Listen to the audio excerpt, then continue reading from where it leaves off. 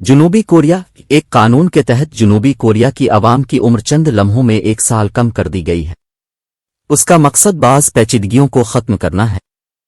اس طرح لوگوں کی عمروں میں 1 سے 2 برس کمی واقع ہوئی ہے۔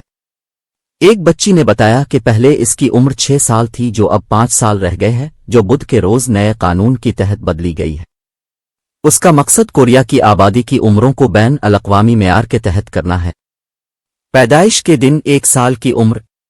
واضح رہے کہ اس سے پہلے جنوبی کوریا میں ایک قانون رائج تھا کہ پیدائش کے وقت ہی بچے کی عمر میں 1 سال کا اضافہ کیا جاتا ہے، یعنی پہلے روز ہی بچہ 1 برس کا ہوتا ہے۔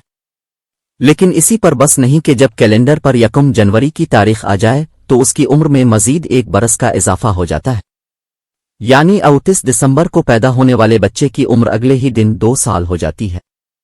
تاہم اب نئے قانون کے تحت جنوبی کوریا کے لوگوں کی عمروں کو عام بین الاقوامی معیارات کے تحت لانا ہے۔ تاہم بچے اپنی سالگرہ کی وجہ سے تذبذب کے شکار بھی ہو رہے ہیں۔ دوسری جانب صدر یون ساکول نے کہا ہے کہ معیار بندی سے انتظامی کنفیوژن دور ہوگی۔